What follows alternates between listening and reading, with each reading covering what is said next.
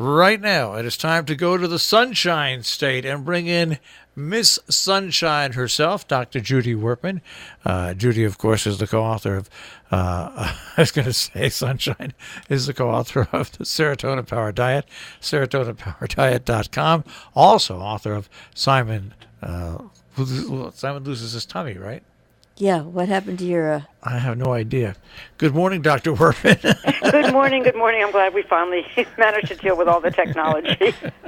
And I have to say, I heard you make a comment about your cat, Jill, wanting to eat some more or being hungry. But obviously the cat has had enough to eat. And really, I was thinking about the fact that we, as humans, are really very much like your cat, in the sense that no matter how much we've been fed, if we go to a restaurant or someone's home and we're full, but the next course, usually dessert, is attractive, compelling, tempting, etc., we will eat it. And despite the fact that we've already had enough to eat. And this apparently is not true just in our country, but according to a study that was just published that came out of Tufts University, headed by somebody named Susan Roberts, Dr. Susan Roberts, who I happen to know. Our problem is a global problem right now. Susan Roberts and a group of people looked at how much people eat in restaurants in various countries, ranging from countries like Ghana, where you don't think the meals are very big, and China to Finland, for example.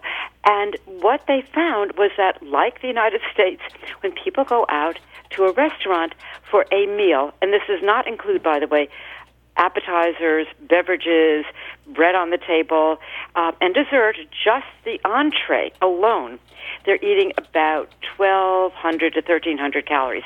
One meal, one entree, two other meals during the day, and the restaurant meal probably would contain sides and an appetizer and dessert. And it's really appalling that we, as a planet, in certain countries are eating so much when we go out to a restaurant. And if you go to a fast food restaurant, these restaurants that have tables and service. Go to a fast food restaurant, assuming you're only ordering an entree, you're getting 700 calories. That does not include the fries, the drink, the dessert, etc. And so, of course, everybody is doing their normal hand-wringing. How can we eat so much? We're getting fat. What should we do about it? Restaurants should, serve smaller portions. We all know the drill.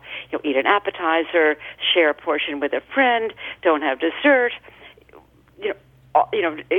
Avoid having high-fat foods. You don't have to have a bacon cheeseburger. You can have broiled fish. Okay, but my question, Jill, and this sort of gets back to the cat, actually. My question is, how is it that we're able now to eat so much? Because when you think about our bodies, are our bodies any different today than they were 20 or 25 years ago when we were eating moderate-sized portions? Look at this, for example, the bagel. The bagel now is enormous, like 400 or 500 calories if you get one with all the stuff inside, or a muffin, gigantic muffins.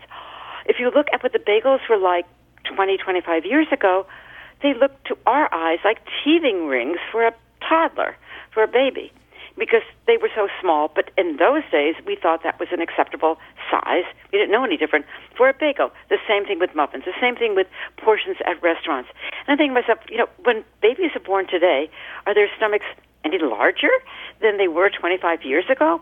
Or does a toddler grow up able to eat, twice as much food in the high chair or running around the kitchen table as toddlers did 20 years ago? When did it happen that all of a sudden we, as sort of a human species, are able to put so much more food in our stomachs so that we can go out to a restaurant and have 1,300 calories for an entree, and then have other foods along with it, and be perfectly fine with eating so much? I can't find an answer to this question, and I think that, when we begin to understand this, maybe we can start imposing some kind of intervention so that we don't grow into adults with stomachs with such gigantic food capacity for so much food. Yeah, and again, it's sort of like an animal, a cat. That your cat will eat and eat and eat until it probably can't eat anymore. Where did that come from? Yeah, I don't know. I remember a couple hundred years ago, it used to be that a sign of wealth was your girth. Yes, that's true. And then that changed. Then so then you had the big people and not so big people. And then in the last, I would say, how long have you been doing your studies? We've got 2 minutes. I would say maybe the last 20 years. All right. So in the last 20 years, because of the runaway prescription of these pharmaceuticals that have as one of the first or second side effects that you're never told about, a quick 50 pounds weight gain, I think that you have just basically skewed I don't think that the stomachs are any bigger. I think that you've just skewed the visual to such an extent that no one really, it does look small because it doesn't satisfy.